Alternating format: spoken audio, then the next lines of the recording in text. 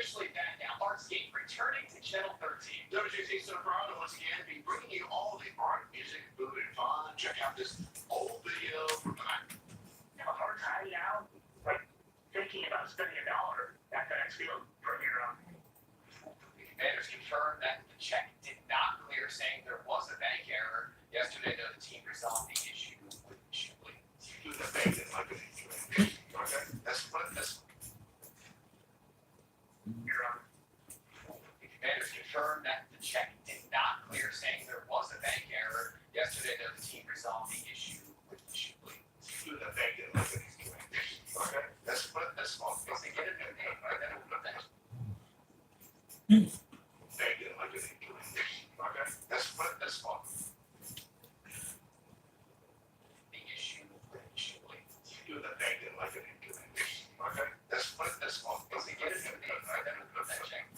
All right, it's officially back now. Artscape returning to Channel 13. WJC so proud to once again be bringing you all the art, music, food, and fun. Check out this old video from the 90s. The pandemic put it on hiatus for the last 3 years, but now the mayor says it will be better than ever, expanding for 3 days to 5. And another big change, America's largest free arts festival could return in September and not in July as in years past. Artists and performers will make Bolton Hill and Mount Vernon area their home the week of September 20th, right through the 24th. This is huge for the city. It is. And let me tell you something. There's a promotional video you got to see. So we're going to have the WGC.com. Check out. All right, yeah, move into September, be a lot cooler, right? Yeah, let's get right to your forecast. We're looking at some warmer.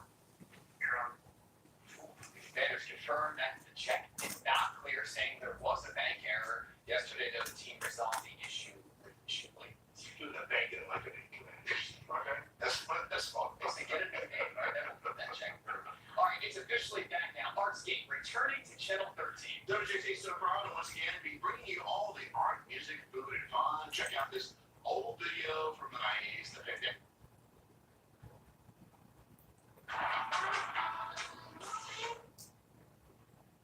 The Wisconsin taxpayer.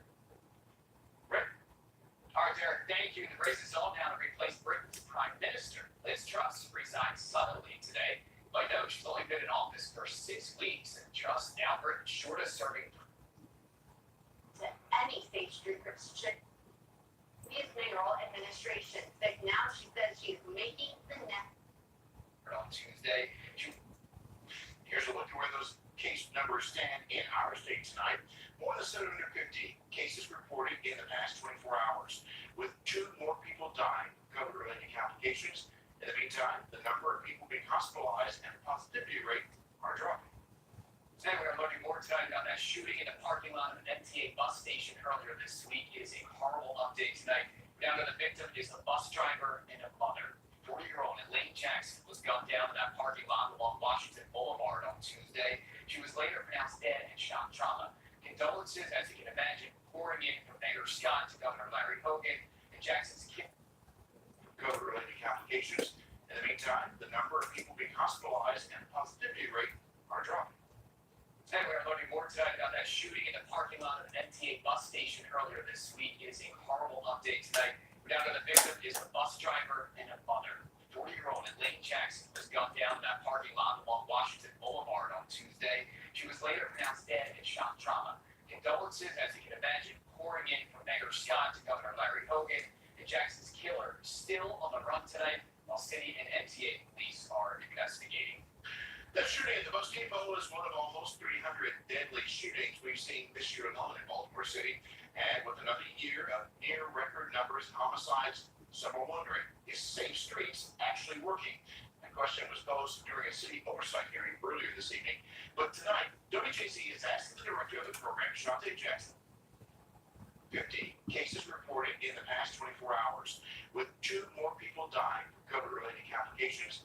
In the meantime, the number of people being hospitalized and the positivity rate are dropping. Today we are learning more tonight about that shooting in the parking lot of an MTA bus station earlier this week. It is a horrible update tonight. Down to the victim is a bus driver and a mother. 40-year-old Elaine Jackson was gunned down in that parking lot along Washington Boulevard on Tuesday. She was later pronounced dead in shock trauma. Condolences, as you can imagine, pouring in from Mayor Scott to Governor Larry Hogan and Jackson's killer still on the run tonight, while city and NTA police are investigating. The shooting at the bus depot is one of almost 300 deadly shootings we've seen this year alone in Baltimore City. And with another year of near record numbers in homicides, some are wondering, is Safe Streets actually working?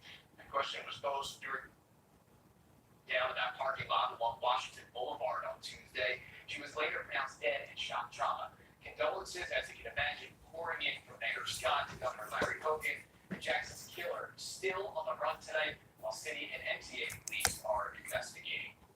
the shooting at the bus depot is one of almost 300 deadly shootings we've seen this year alone in Baltimore City. And with another year of near record numbers in homicides, some are wondering, is Safe Streets actually working? The question was posed during a city oversight hearing earlier this evening. But tonight, WJC is asking the director of the program, Shante Jackson, that question directly.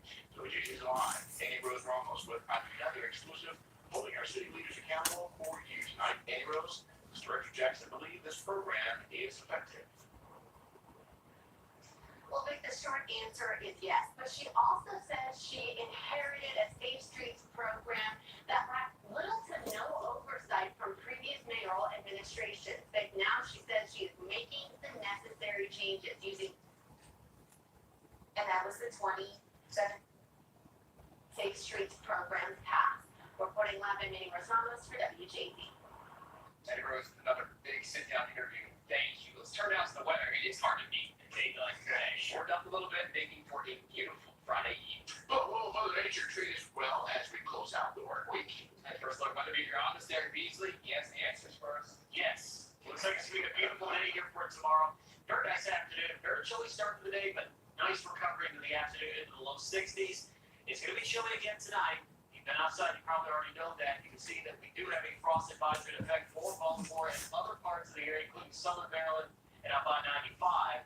Eastern Shore not included tonight, as well as western Maryland. As temperatures now are into the low to mid 40s for many locations. Still some 50s out there. It looks like we'll see temperatures into the upper 30s here as we wake up tomorrow morning here in Baltimore. We're looking at about 37, 38 degrees, a little bit warmer over on the eastern shore. But a pretty nice start to the day here for tomorrow. We're expecting, again, temperatures to start off on a crisp note, but low to mid 60s here by lunchtime, then upper 60s through the afternoon. We'll take a look at the weekend forecast, which includes some rain chances coming up in just a bit. Rick?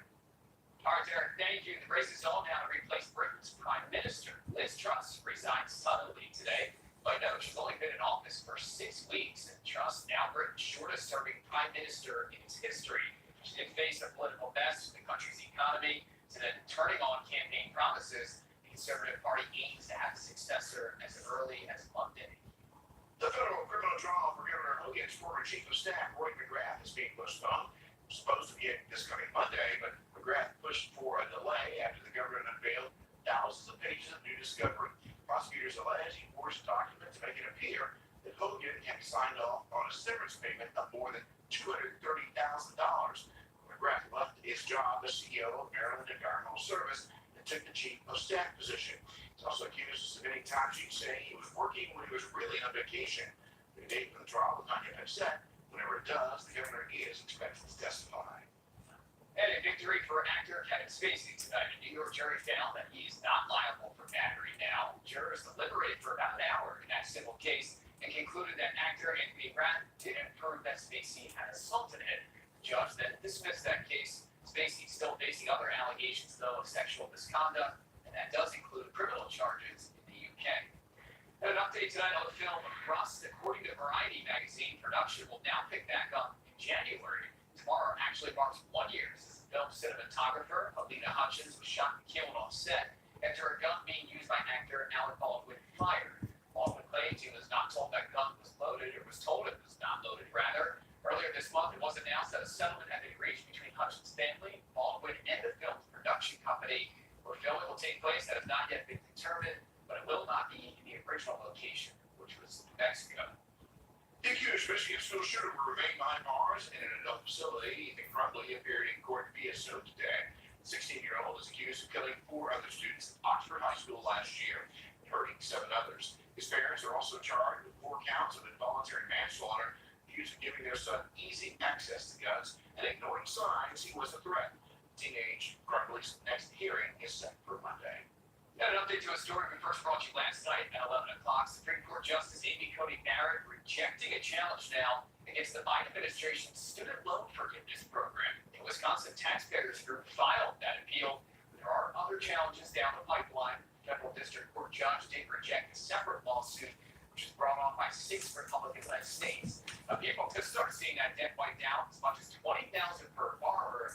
You could see it as soon as Sunday. Well, a long-time popular spot in Fells Point shutting its doors down at the end of the year. Workers, the landmark in that neighborhood,